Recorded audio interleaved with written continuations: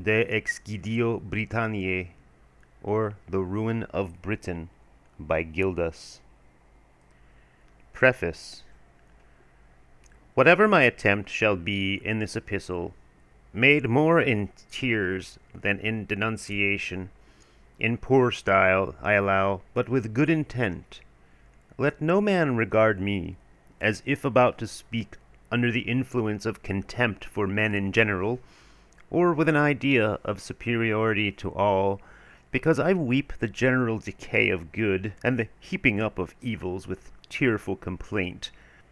On the contrary, let him think of me as a man that will speak out of a feeling of condolence with my country's losses and its miseries, and sharing in the joy of remedies. It is not so much my purpose to narrate the dangers of savage warfare incurred by brave soldiers, as to tell of the dangers caused by indolent men. I have kept silence, I confess, with infinite sorrow of heart, as the Lord, the searcher of the reins, is my witness. For the past 10 years, or even longer, I was prevented by a sense of inexperience, a feeling I have even now, as well as of mean merit, from writing a small admonitory work of any kind. I used to read, nevertheless, of the wonderful legislator, that he did not enter the desired land because of hesitation in a single word, that the priest's son, through bringing strange fire to the altar, perished in sudden death, that the people who transgressed the words of God, 600,000 of them, 2 faithful ones excepted, although beloved of God, because unto them the way was made plain over the bed of the Red Sea, heavenly bread was given as food, new drink from the rock followed them, their army was made invincible by the mere lifting up of hands, that this people fell in different places by wild beasts, sword, and fire throughout the desert parts of Arabia, after their entrance by an unknown gate, the Jordan, so to say, and the overthrow of the hostile walls of the city at the mere sound of trumpets by God's command. I read that a small mantle and a little gold appropriated of the devoted thing laid many prostrate, that the covenant with the Gibeonites, when broken, though won by guile, brought destruction upon some, that because of the sins of men we have the complaining voices of holy prophets, and especially of Jeremiah, who bewails the ruin of his city in 4 alphabetic songs. I saw that in our time even, as he wept, the widowed city sat solitary, heretofore filled with people, ruler of the Gentiles, princess of provinces, and had become tributary. By this is meant the church. The gold hath become dim, its best color changed, which means the excellence of God's word. The sons of Zion, that is, of the Holy Mother, the Church, famous and clothed with best gold, have embraced ordure. What to him, a man of eminence, grew unbearable, has been so to me also, mean as I am, whenever it grew to be the height of grief, whilst he wailed over the same distinguished men living in prosperity, so far as to say, her Nazarenes were whiter than snow, ruddier than old coral, fairer than sapphire. These passages, and many others, I regarded as, in a way, a mirror of our life in the scriptures of the Old Testament. And then I turned to the scriptures of the New. There I read things that previously had perhaps been dark to me in clearer light, because the shadow passed away and the truth shone more steadily. I read, that is to say, of the Lord, saying, I am not come but unto the lost sheep of the house of Israel. And on the other side, But the sons of this kingdom shall be cast into outer darkness. There shall be weeping and gnashing of teeth. Again, it is not good to take the children's bread and cast it to the dogs. Also, woe unto you, scribes and Pharisees, hypocrites! I heard, many shall come from east and west, and recline with Abraham, Isaac, and Jacob in the kingdom of heaven. And, on the other hand, and then shall I say unto them, Depart from me, ye workers of iniquity. I read, Blessed are the barren, and the breasts that have not given suck. And on the contrary, those who were ready entered with him to the marriage feast. Then came also the other virgins, saying, Lord, Lord, open unto us. To whom the answer was made, I know you not. I heard certainly, He who believeth and is baptized shall be saved. He, however, who believeth not shall be condemned. I read in the Apostle's word that a branch of the wild olive had been grafted into the good olive tree, but that it must be broken off from partaking in the root of fatness of the same, if it did not fear, but should be high-minded. I knew the mercy of the Lord, but feared his judgment also. I praised his grace, but dreaded the rendering unto each one according to his works. As I beheld sheep of one fold, unlike one another, I called Peter, with good reason, most blessed on account of his sound confession of Christ, but Judas most unhappy because of his love of covetousness. Stephen I called glorious because of that martyr's palm. Nicholas, on the contrary, miserable, owing to the mark of unclean heresy. I read indeed that they had all things in common. But I read also, Why did ye agree to tempt the Spirit of God? I saw, on the contrary, what great indifference had grown upon the men of our age, as if there were no cause for fear. These things, and many others which I have decided to omit for the sake of brevity, I pondered over with compunction of heart and astonishment of mind. I pondered, if the Lord did not spare a people peculiar out of all nations, the royal seed and holy nation, to whom he said, Israel is my firstborn, if he spared not its priests, prophets, kings, for so many centuries, if he spared not the apostle, his minister, and the members of that primitive church when they swerved from the right path, what will he do to such blackness as we have in this age, an age this to which has been added, besides those impious and monstrous sins which it commits in common with all the iniquitous ones of the world, that thing which is as if inborn with it an irremovable and inextricable weight of unwisdom and fickleness? What say I? Do I say to myself, Wretched one, is such a charge entrusted to thee as if thou wert a teacher of distinction and eminence, namely, to withstand the rush of so violent a torrent, and against this array of growing crimes extending over so many years, and so widely, keep the deposit committed to thee, and be silent? Otherwise this means to say to the foot, Watch, and to the hand, Speak. Britain has rulers, it has watchers. Why with thy nonsense art thou inclined to mumble?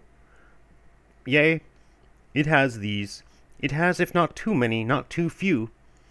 But because they are bent down under the pressure of so great a weight, they have no time to breathe. My feelings, therefore, as if fellow debtors with myself, were alternately engrossed by such objections, and by such as had much sharper teeth than these, These feelings wrestled, as I said, for no short time, when I read, "There is a time to speak, and a time to keep silence," and wrestled in the strait gate of fear, so to speak. At length, the creditor prevailed and conquered. He said, "If thou hast not the boldness to feel no fear of being branded with the mark that befits golden liberty among truth-telling creatures of a rational origin second to the angels, at least shrink not from imitating that intelligent ass, inspired, though mute, by the Spirit of God.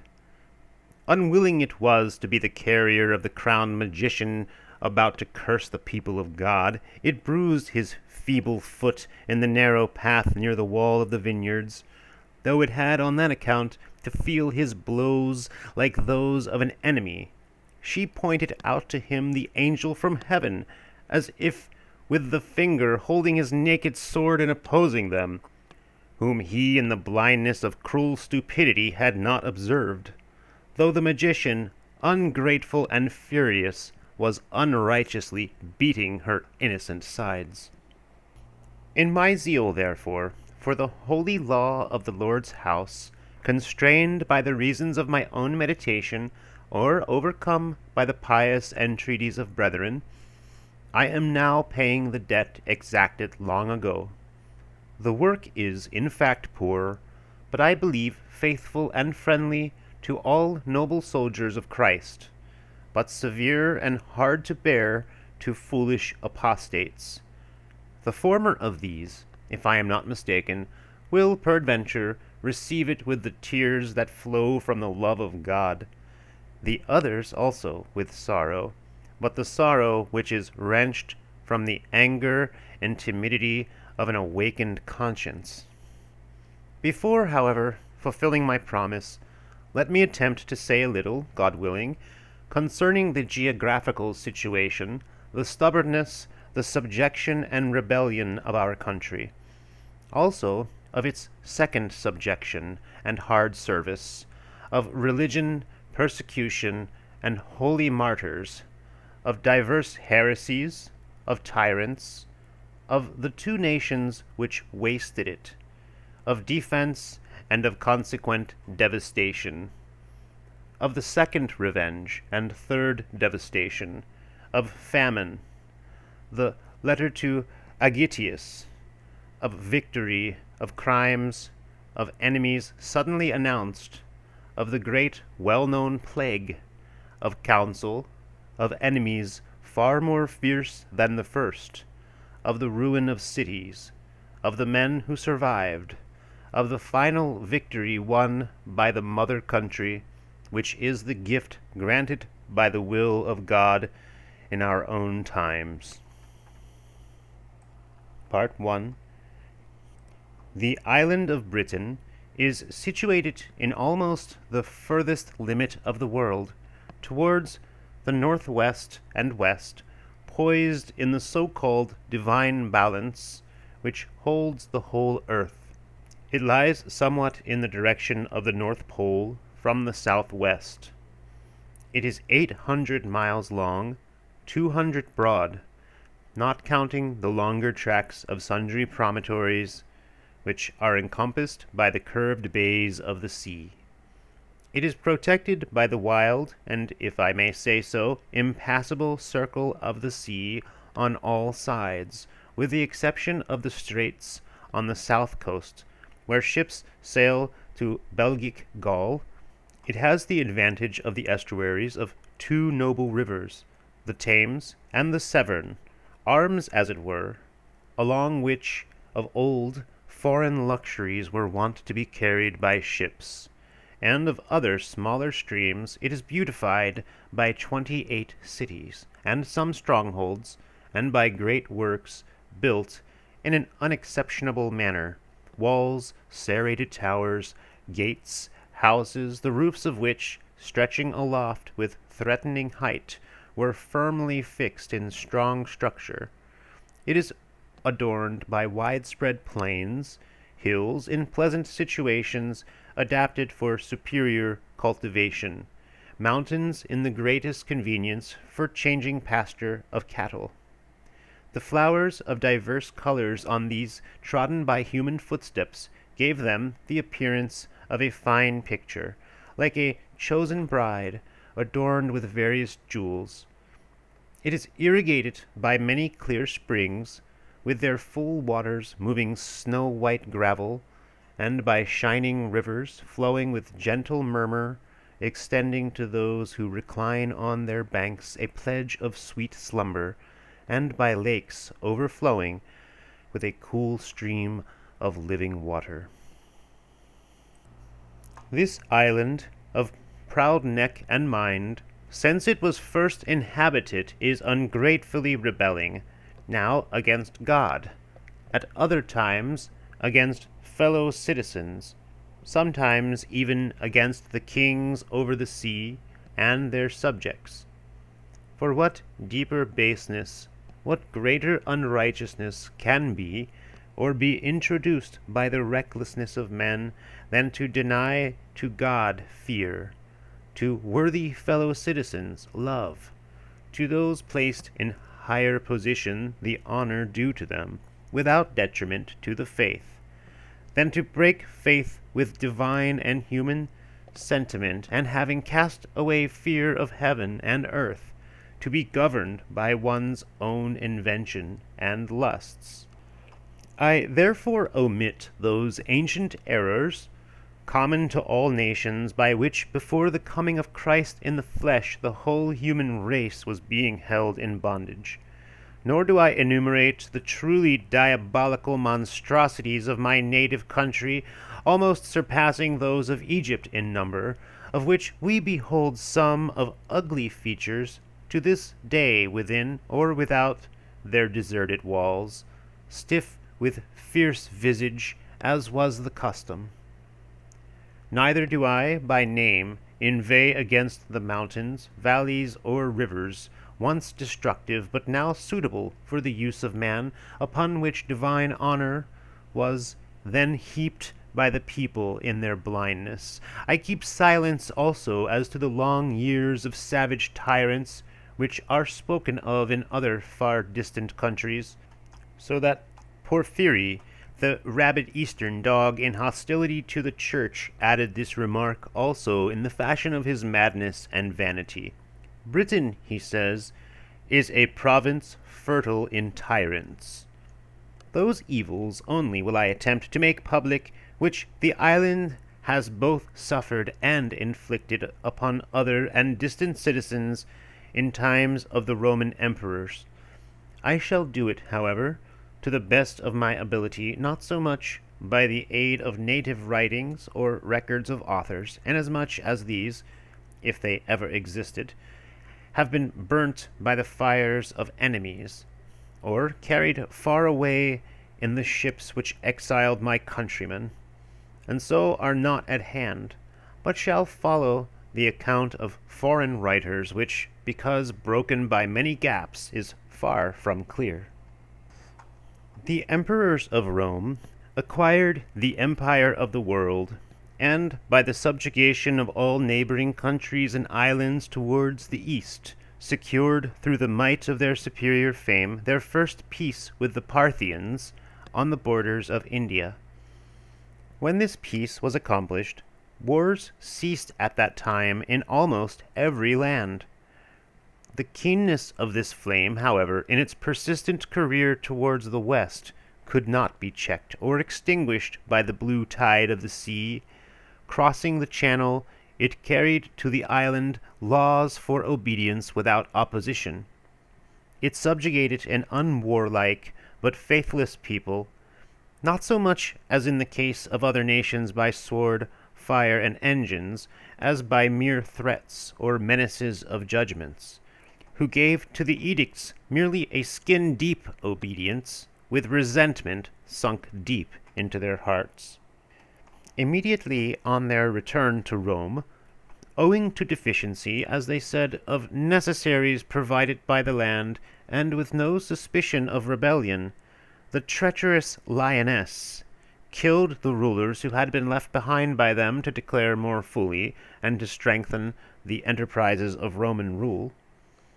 After this, when news of such deeds was carried to the Senate, and it was hastening with speedy army to take vengeance on the crafty foxes, as they named them, there was no preparation of a fighting fleet on sea to make a brave struggle for country, nor a marshalled army, or right wing, or any other warlike equipment on land. They present their backs instead of their shields to the pursuers, their necks to the sword, while chilling terror ran through their bones. They hold forth their hands to be bound like women, so that it was spread far and wide as a proverb and a derision. The Britons are neither brave in war, nor in peace faithful.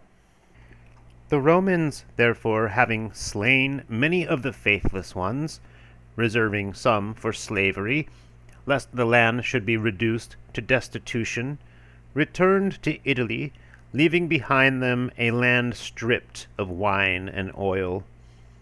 They leave behind governors as scourges for the backs of the natives, as a yoke for their necks, so that they should cause the epithet of Roman slavery to cling to the soil, should vex the crafty race not so much with military force as with whips, as if necessary, apply the unsheathed sword, as the saying is, to their sides.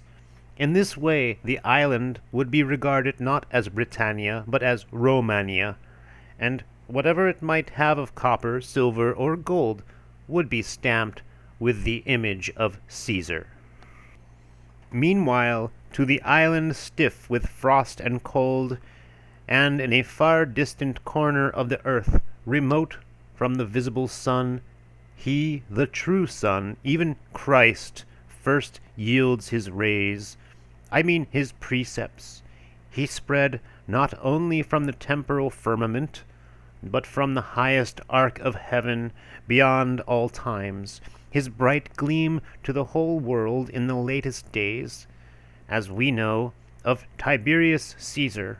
At that time, the religion of Christ was propagated without any hindrance, because the emperor, contrary to the will of the Senate, threatened with death informers against the soldiers of that same religion. Though these precepts had a lukewarm reception from the inhabitants, nevertheless they continued unimpaired with some, and with others less so, until the 9 years' persecution of the tyrant Diocletian. In this persecution, churches were ruined throughout the whole world. All copies of the Holy Scriptures that could be found were burnt in the open streets, and the chosen priests of the Lord's flock butchered with the innocent sheep, so that, if it could be brought to pass, not even a trace of the Christian religion would be visible in some of the provinces.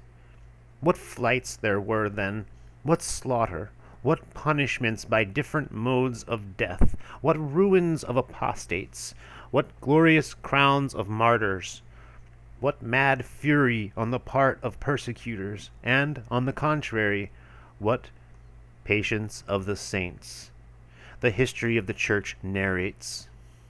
In consequence, the whole Church, in close array, immodestly leaving behind it the darkness of this world, was hastening to the pleasant realms of heaven as to its own proper abode. God, therefore, as willing that all men should be saved, magnified his mercy unto us, and called sinners no less than those who regard themselves righteous. He, of his own free gift, in the above-mentioned time of persecution, as we conclude, lest Britain should be completely enveloped in the thick darkness of black night, kindled for us bright lamps of holy martyrs. The graves where their bodies lie, and the places of their suffering, had they not, very many of them, been taken from us, the citizens, on account of our numerous crimes, through the disastrous division caused by the barbarians, would at the present time inspire the minds of those who gazed at them with a far from feeble glow of divine love. I speak of St. Alban of Verulamium, Aaron and Julius, citizens of Caerleon, and the rest of both sexes in different places, who stood firm with lofty nobleness of mind in Christ's battle. The former of these, through love, hid a confessor when pursued by his persecutors, and on the point of being seized, imitating in this Christ laying down his life for the sheep. He first concealed him in his house, and afterwards, exchanging garments with him, willingly exposed himself to the danger of being pursued in the clothes of the brother mentioned. Being in this way well pleasing to God, during the times between his holy confession and cruel death in the presence of the impious men who carried the Roman standard with hateful haughtiness, he was wonderfully adorned with miraculous signs, so that by fervent prayer he opened an unknown way through the bed of the noble river Thames, similar to that dry, little trodden way of the Israelites, when the Ark of the Covenant stood long on the gravel in the middle of the Jordan, accompanied by 1,000 men. He walked through with dry foot the rushing waters on either side, hanging like abrupt precipices, and converted first his executioner, as he saw such wonders, from a wolf into a lamb, and caused him, together with himself, to thirst more deeply for the triumphant palm of martyrdom, and more bravely to seize it. Others, however, were so tortured with diverse torments, and mangled with unheard-of tearing of limbs, that without delay they raised trophies of their glorious martyrdom, as if at the beautiful gates of Jerusalem. Those who survived hid themselves in woods, deserts, and secret caves, expecting from God, the righteous ruler of all, to their persecutors sometime stern judgment, to themselves protection of life. Thus, when 10 years of the violence referred to had scarcely passed, and when the abominable edicts were disappearing through the death of their authors, all the soldiers of Christ, with gladsome eyes, as if after a wintry and long night, take in the calm and serene light of the celestial region. They repair the churches ruined to the ground. They found, construct, and complete basilicae in honor of the holy martyrs, and set them forth in many places as emblems of victory. They celebrate feast days. The sacred offices they perform with clean heart and lip. All exult as children cherished in the bosom of their mother, the Church. For this sweet harmony between Christ the head and the members continued until the Arian unbelief, fierce as a snake vomiting forth upon us its foreign poison, caused deadly separation between brethren dwelling together. In this way, as if a path were made across the sea, all manner of wild beasts began to inject with horrid mouth the fatal poison of every form of heresy, and to inflict the lethal wounds of their teeth upon a country always wishful to hear something new, and at all events desiring nothing steadfastly. At length also, as thickets of tyrants were growing up and bursting forth soon into an immense forest, the island retained the Roman name, but not the morals and law. Nay, rather casting forth a shoot of its own planting, it sends out Maximus to the 2 Gauls, accompanied by a great crowd of followers, with an emperor's ensign in addition, which he never worthily bore, nor legitimately, but as one elected after the manner of a tyrant, and amid a turbulent soldiery. This man, through cunning art rather than by valor, first attaches to his guilty rule certain neighboring countries or provinces against the Roman power, by nets of perjury and falsehood.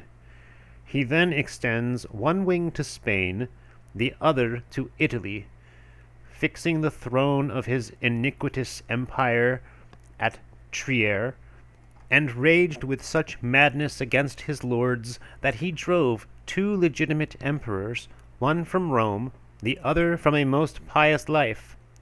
Though fortified by hazardous deeds of so dangerous a character, it was not long ere he lost his accursed head at Aquileia, he who had in a way cut off the crowned heads of the empire of the whole world. After this, Britain is robbed of all her armed soldiery, of her military supplies, of her rulers, cruel though they were, and of her vigorous youth who followed the footsteps of the above-mentioned tyrant and never returned.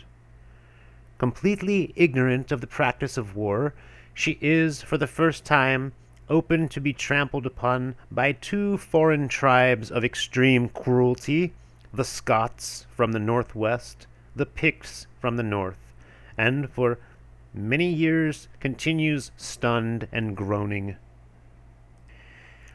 Owing to the inroads of these tribes and the consequent dreadful prostration, Britain sends an embassy with letters to Rome, entreating in tearful appeals an armed force to avenge her, and vowing submission on her part to the Roman power, uninterrupted and with all strength of heart, if the enemy were driven away. A legion is forthwith prepared, with no remembrance of past evil, and fully equipped. Having crossed over the sea in ships to Britain, it came into close engagement with the oppressive enemies. It killed a great number of them and drove all over the borders, and freed the humiliated inhabitants from so fierce a violence and threatening blockage.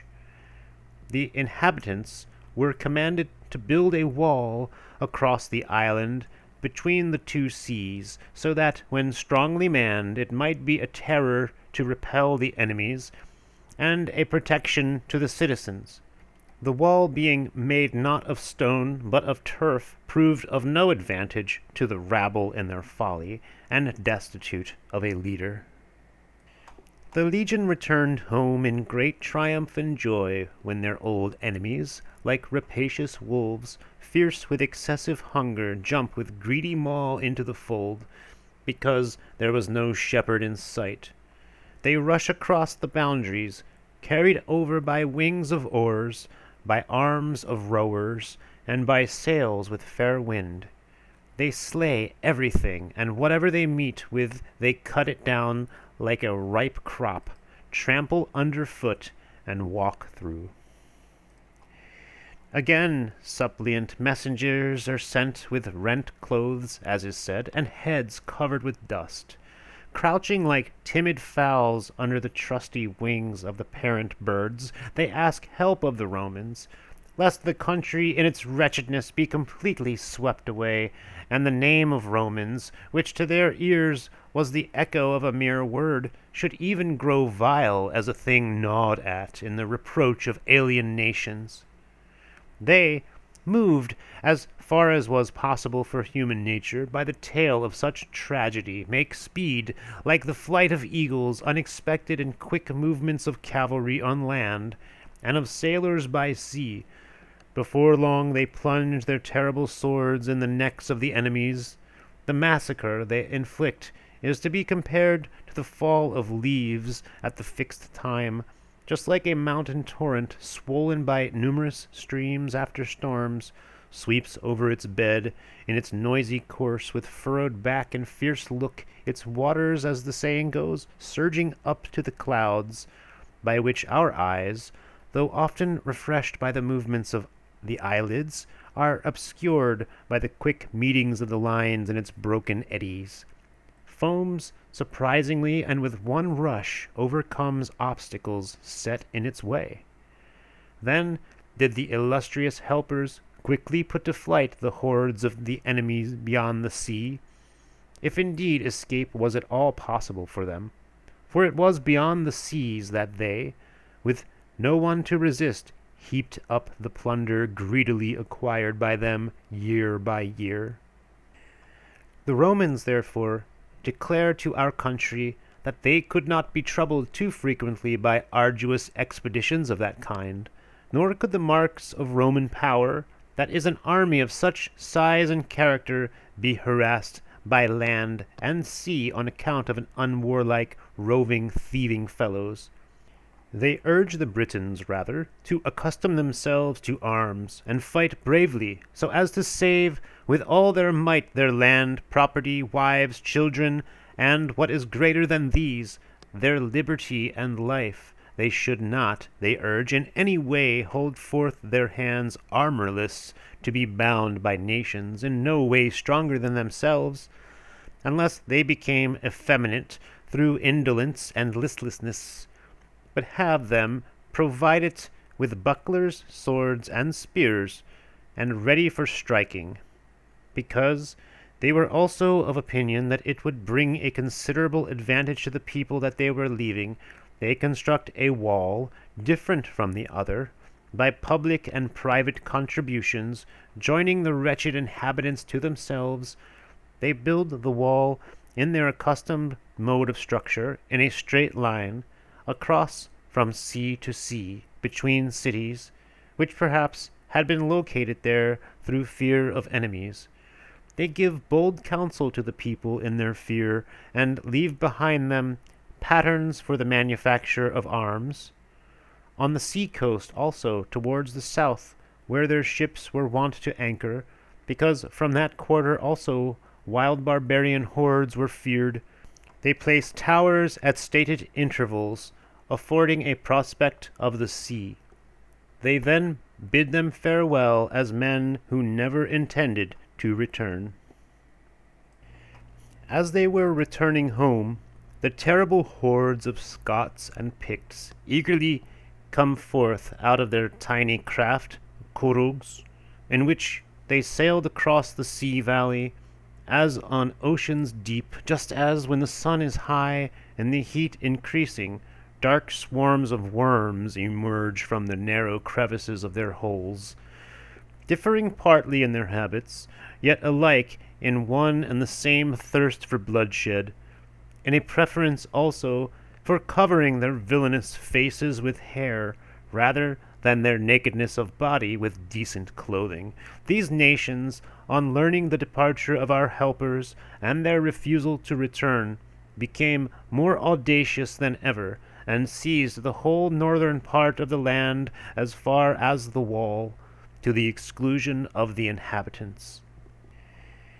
To oppose their attacks, there was stationed on the height of the stronghold an army, slow to fight, unwieldy for flight, incompetent by reason of its cowardice of heart, which languished day and night in its foolish watch.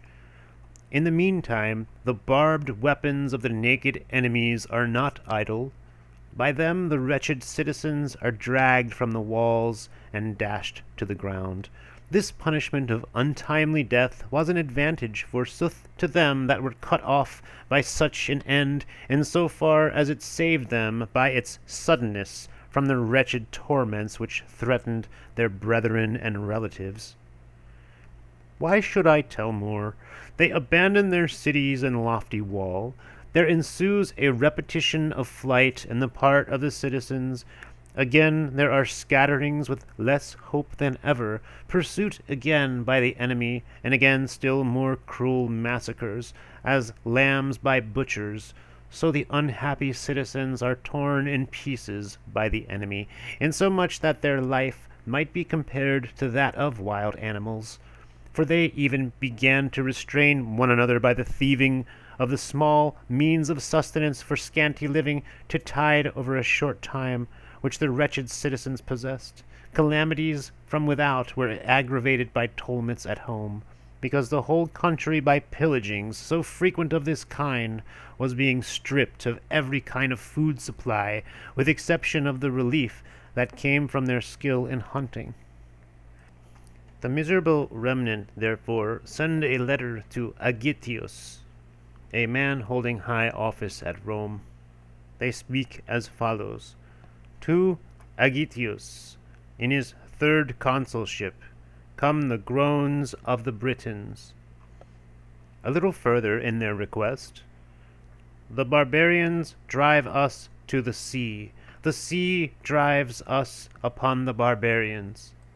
By one or other of these two modes of death we are either killed or drowned. and for these they have no aid. In the meantime, the severe and well-known famine presses the wandering and vacillating people, which compels many of them without delay to yield themselves as conquered to the bloodthirsty robbers, in order to have a morsel of food for the renewal of life. Others were never so compelled, rather issuing from the very mountains, from caves and defiles, and from dense thickets, they carried on the war unceasingly. Then, for the first time, they inflicted upon the enemy which for many years was pillaging in the land a severe slaughter. Their trust was not in man, but in God. As that saying of Philo goes, we must have recourse to divine aid where human fails. The boldness of the enemy quieted for a time, but not the wickedness of our people. The enemy withdrew from our countrymen, but our countrymen withdrew not from their sins. It was the invariable habit of the race, as it is also now, to be weak in repelling the missiles of enemies, though strong to bear civil strifes and the burdens of sins. Weak, I say, to follow ensigns of peace and truth, yet strong for crimes and falsehood. The shameless Irish assassins, therefore, went back to their homes, to return again before long. It was then, for the first time, in the furthermost part of the island, that the Picts commenced their successive settlements with frequent pillaging and devastation.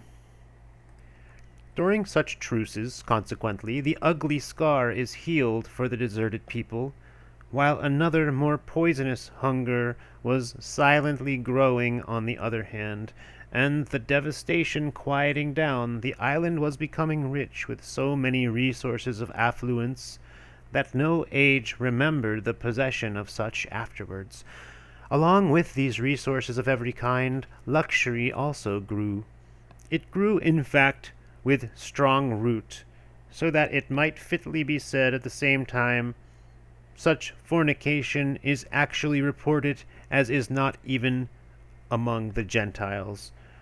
But it was not this vice alone that grew, but also all to which human nature is generally liable, especially the vice which today also overthrows the place that appertains to all good in the island, that is to say, hatred of truth together with those who defend it, love of falsehood together with its fabricators, undertaking evil for good, respect for wickedness rather than for kindness, desire of darkness in preference to the sun, the welcoming of Satan as an angel of light. Kings were anointed, not in the name of God, but such as surpassed others in cruelty, and shortly afterwards were put to death by the men who anointed them, without any inquiry as to truth, because others more cruel had been elected. If, however, any one among them appeared to be of a milder disposition, and to some extent more attached to truth, against him were turned without respect the hatred and darts of all, as if he were the subverter of Britain. All things, those which were displeasing to God and those which pleased him, had at least equal weight in balance, if indeed the things displeasing to him were not the more acceptable. In this way that saying of the prophet which was uttered against that ancient people might be applied with justice to our country.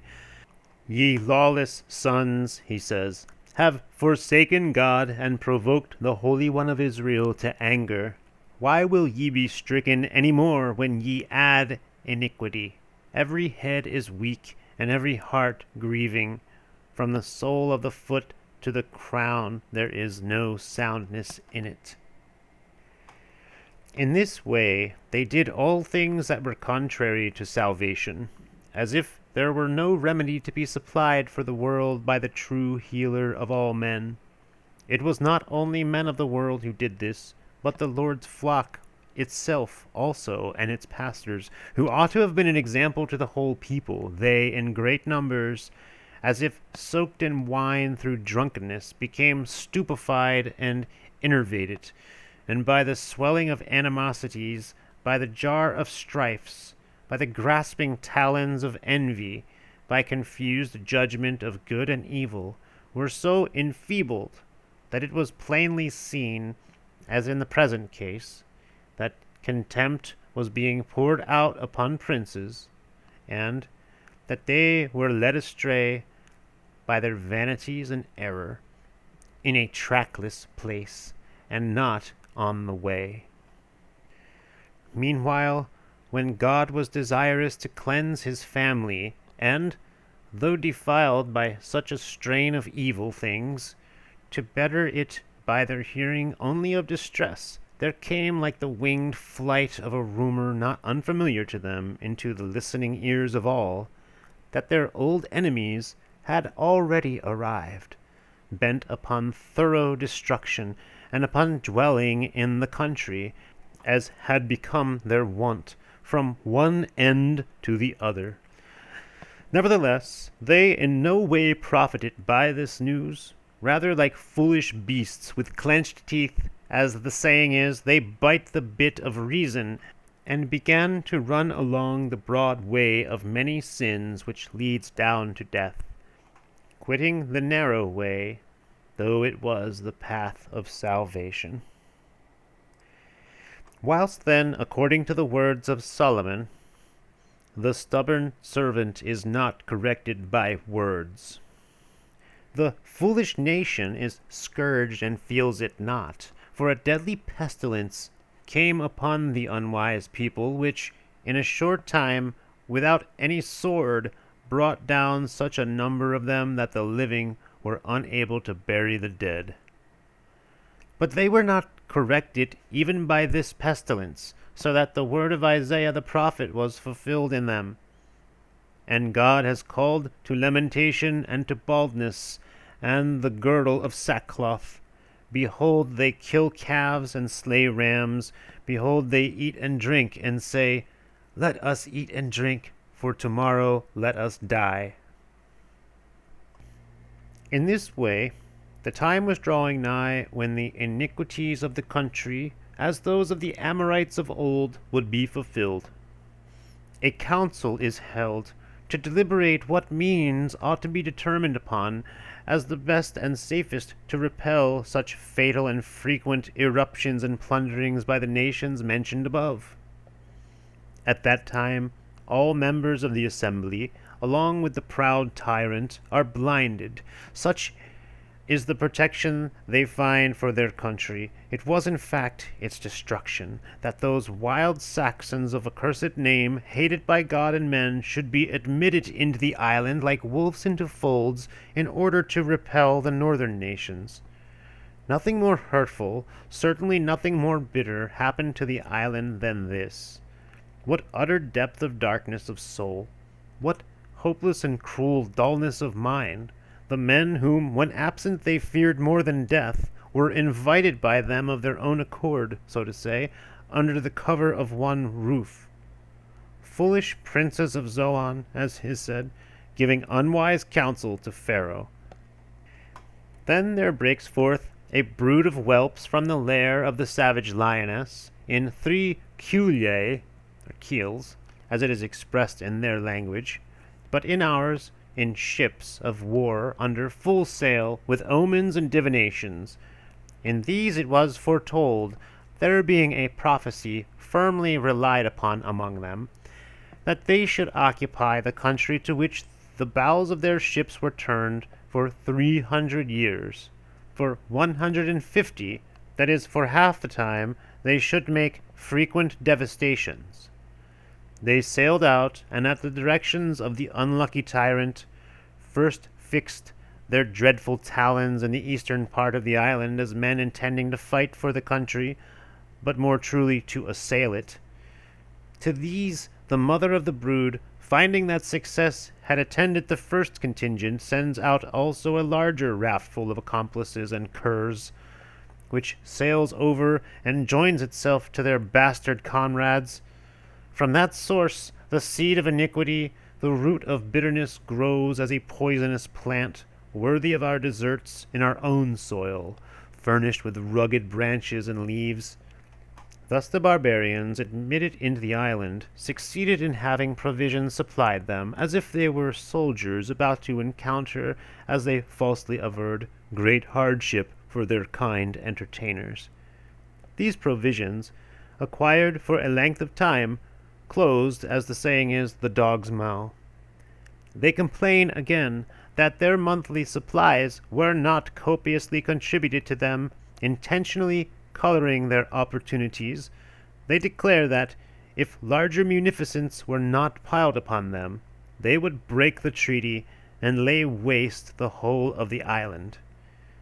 They made no delay to follow up their threats with deeds. For the fire of righteous vengeance, caused by former crimes, blazed from sea to sea, heaped up by the eastern band of impious men, and, as it devastated all the neighboring cities and lands, did not cease after it had been kindled, until it burnt nearly the whole surface of the island, and licked the western ocean with its red and savage tongue. In this assault, which might be compared to the Assyrian attack upon Judea of old, there is fulfilled in us also, according to the account, that which the prophet in his lament says, "They have burnt with fire thy sanctuary in the land. They have defiled the tabernacle of thy name." And again, "O God, the Gentiles have come into thine inheritance. They have defiled thy holy temple." And so forth. In this way were all the settlements brought low with the frequent shocks of the battering rams, the inhabitants, along with the bishops of the church, both priest and people, whilst swords gleamed on every side and flames crackled, were together mown down to the ground, and sad sight! There were seen in the midst of streets the bottom stones of towers, with tall beam cast down, and of high walls, sacred altars, fragments of bodies covered with clots, as if coagulated, of red blood, in confusion as in a kind of horrible wine-press. There was no sepulture of any kind, save the ruins of houses, or the entrails of wild beasts and birds in the open. I say it with reverence to their holy souls, if in fact there were many to be found holy, that would be carried by holy angels to the heights of heaven. For the vineyard, at one time good, had then so far degenerated to bitter fruit that rarely could be seen, according to the prophet, any cluster of grapes or ear of corn, as it were, behind the back of the vintagers or reapers. Some of the wretched remnant were consequently captured on the mountains and killed in heaps. Others, overcome by hunger, came and yielded themselves to the enemies, to be their slaves forever, if they were not instantly slain, which was equivalent to the highest service. Others repaired to parts beyond the sea with strong lamentation, as if, instead of the oarsman's call, singing thus beneath the swelling sails, "Thou hast given us like sheep appointed for eating, and among the Gentiles hast thou scattered us."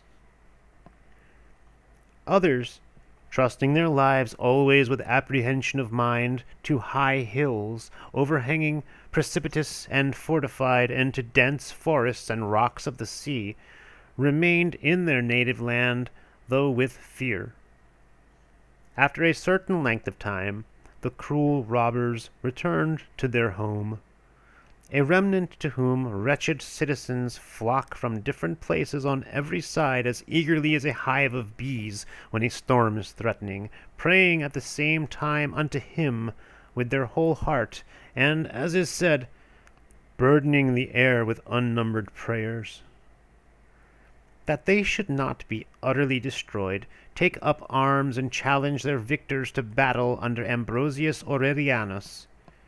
He was a man of unassuming character, who alone of the Roman race chanced to survive in the shock of such a storm, as his parents, people undoubtedly clad in the purple, had been killed in it, whose offspring in our days have greatly degenerated from their ancestral nobleness. To these men, by the Lord's favor, there came victory. From that time the citizens were sometimes victorious, sometimes the enemy, in order that the Lord, according to his wont, might try in this nation the Israel of today, whether it loves him or not. This continued up to the year of the siege of Badon Hill, and of almost the last great slaughter inflicted upon the rascally crew. And this commences, a fact I know, as the 44th year with 1 month now elapsed. From that time the citizens were sometimes victorious, sometimes the enemy, in order that the Lord, according to his wont, might try in this nation the Israel of today, whether it loves him or not. This continued up to the year of the siege of Badon Hill, and of almost the last great slaughter inflicted upon the rascally crew. And this commences, a fact I know, as the 44th year with 1 month now elapsed. It is also the year of my birth. But not even at the present day are the cities of our country inhabited as formerly, deserted and dismantled. They lie neglected until now, because although wars with foreigners have ceased, domestic wars continue. The recollection of so hopeless a ruin of the island and of the unlooked-for help has been fixed in the memory of those who have survived as witnesses of both marvels. Owing to this aid, kings, magistrates, private persons, priests, ecclesiastics, severally preserved their own rank. As they died away, when an age had succeeded ignorant of that storm, and having experience only of the present quiet, all the controlling influences of truth and justice were so shaken and overturned that, not to speak of traces, not even the remembrance of them is to be found among the ranks named above. I make exception of a few, a very few, who, owing to the loss of the vast multitude that rushes daily into hell, are counted at so small a number that our revered mother, in a manner, does not observe them as they rest in her bosom. They are the only real children she has. Let no man think that I am slandering the noble life of these men, admired by all and beloved of God, by whom my weakness is supported, so as not to fall into entire ruin, by holy prayers, as by columns and serviceable supports. Let no one think so, if in a somewhat excessively free-spoken, yea, doleful manner, driven by a crowd of evils, I shall not so much treat of as weep concerning those who serve not only their belly, but the devil rather than Christ, who is God blessed for ever. For why will fellow citizens hide what the nations around already not only know, but reproach us with?